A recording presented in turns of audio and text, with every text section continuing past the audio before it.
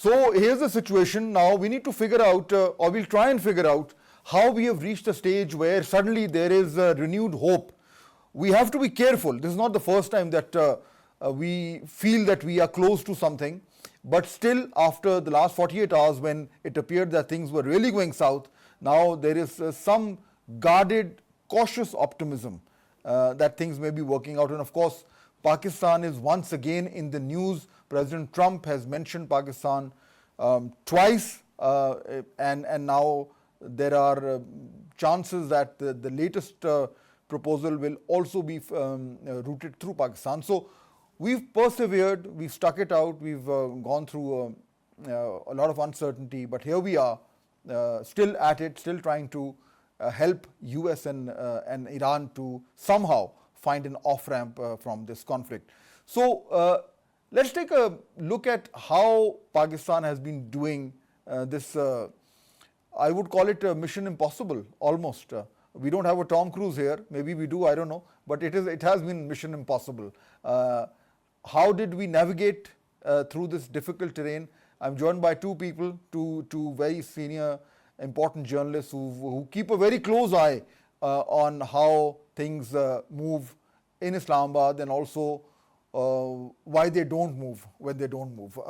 Kamran Yusuf is my first guest, one of the most well-known journalists covering foreign policy. Of course, he writes for the Express Tribune, he does a show for Express News in Urdu, also in English, so a man of multiple talents.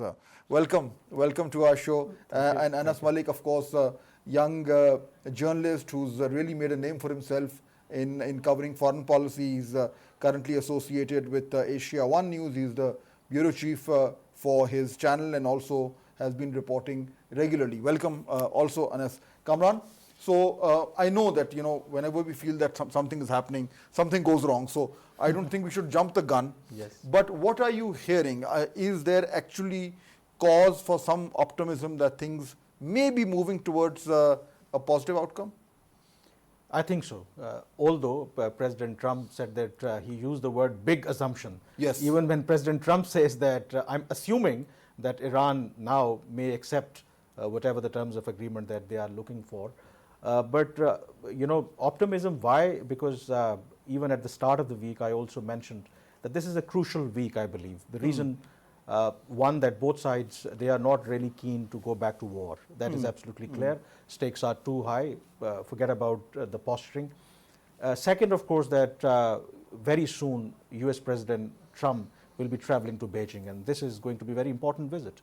And I think it is an open secret that President Trump would like to close this Iran war before going to meet President Xi. So there are multiple factors. So why now I am more optimistic, if you just see the developments that are so far happening. Now we are talking about, the American media is reporting a one-pager MOU. Yeah. And if you closely look at the MOU, it appears that why I'm optimistic, because it is more close to the Iranian position, because what they wanted a step-by-step approach, not a quick fix agreement. They wanted first a framework. So let's first discuss and agree on reopening of the Strait of Hormuz, whether from the Iranian side or the US naval blockade. And then we can discuss broader nuclear issues, sanctions, and all those things. So what we are hearing now, that it appears that the US has agreed to the Iranian, sort of demand. And we just also heard that the Iranian Foreign Ministry has confirmed, yes, that they have received the proposal and they are reviewing it, and soon they will be responding to Pakistan's proposal. So given the statements coming from both sides, so barring any miracles, I do expect that this process should reach its logical end. I think it makes sense because everything seems to be pointing towards that. And that's, I want to talk a bit about Pakistan, because after the first round here, where we all spent sleepless nights at the convention center, after that, it's been a difficult time. Both countries, US and Iran, almost came to war. We had to negotiate a ceasefire twice, and almost, now this is the third time. So I'm sure there must have been a lot of frustration here in Islamabad, a lot of sleepless nights, a lot of tension, because you don't know where things were going. You've been tracking how Pakistani officials have been following this.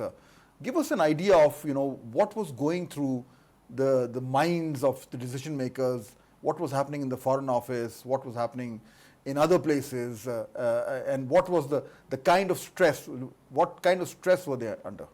First of all, thank you so much, Fahd, for having me on the show. It's been an absolute pleasure and an honor for me.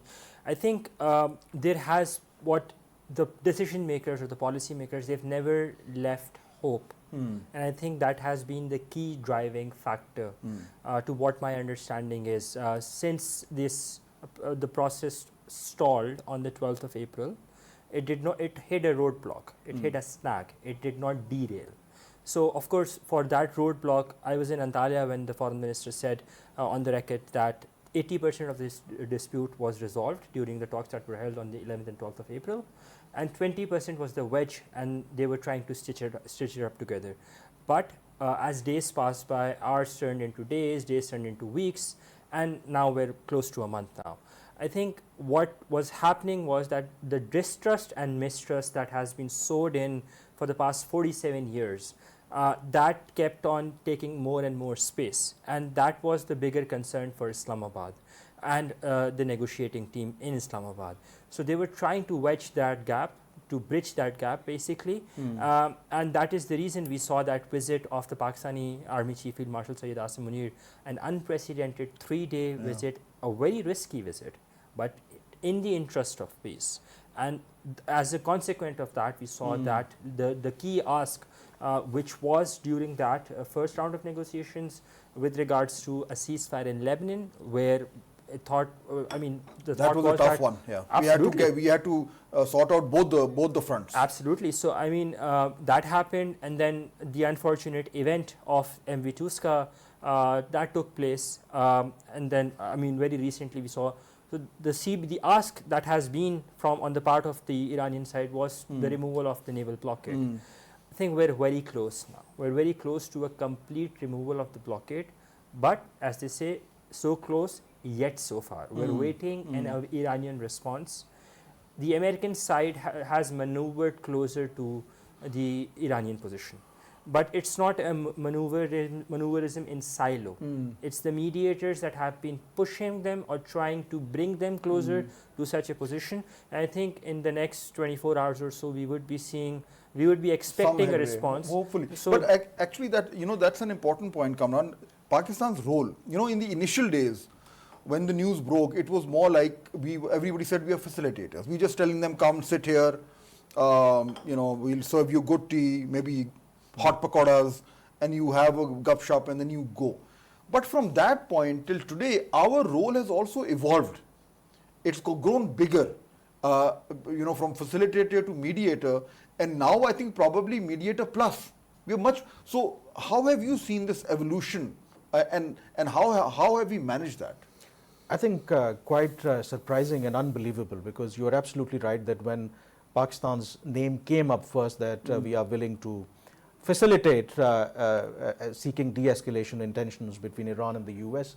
And in the past, we also tried to, whether it was a conflict between Iran and Saudi Arabia and other conflicts.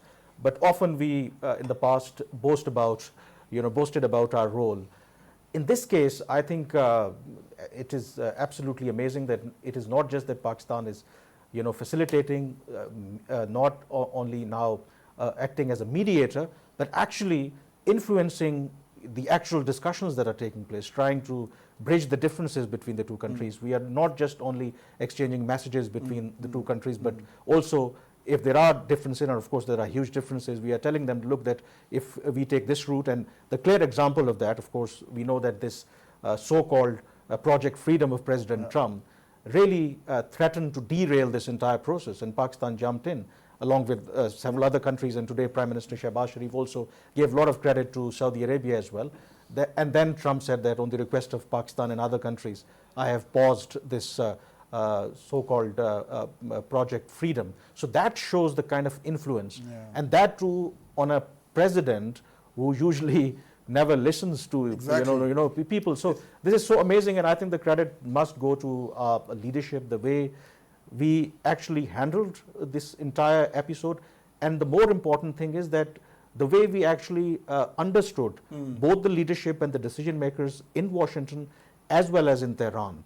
You know, this is also very important, that you actually understand the personalities and the characters of the people who are dealing with those matters. So that also played a huge part, but still, I think it's a history in the making. It is. And we have played way above our weight. I think punched above our weight. Absolutely, I think. We'll have to wait for stories from both of you to actually figure out what happened. These stories will come sooner rather than later, and hopefully sooner. But Anas, quickly, at the end now, you know, we talked about this role and trying to find some common ground between Washington and Tehran, but also, as Kamran was saying, also managing Saudi Arabia and Iran, who are, you know, lobbing, well, Saudi Arabia wasn't lobbing missiles, but, you know, the being attacked. Then UAE, then Turkey, then China, and also Qatar. So, I mean, this was literally, it was like, you know, there's one juggler and 7 balls in the air at the same time. I don't think we've had this kind of a diplomatic stress test before. Never. I think this was a first, and this has been a first. Pakistan, in its individual capacity, has been handling or managing different relationships.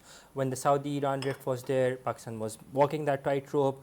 The US-China tightrope they've been walking, and so on and so forth. But never has there been that multiple, I mean, at a time you've got multiple fronts and you've got to manage all that. But just to add to what Kamran was saying, I think what Islamabad has done in a more in a more exemplary manner was to ensure the sanctity of the negotiations has to be intact, and that's what they made sure that the where they are. When right you say sanctity, what do you mean? That there are no leaks. I've covered Ukraine-Russia negotiations in Istanbul. I've covered Taliban-Hamas negotiations in Doha. I've covered US-Taliban negotiations in Doha. I've covered the Tigray negotiations. You would always, and of course, by the way, the Iran-US negotiations both in Oman and in Geneva. You'd have these calculated leaks coming in somehow, these unnamed sources which were from the host country.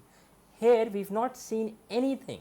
And I think that is what has really poised that trust in Tehran and in DC, that things are going right. Islamabad is not the one which is manipulating the press. If there is a leak, if there is some manipulation in public sphere, some psyops that has to be done, that has to be done by the relevant parties and their capitals. Islamabad has no stake in it. Very important point.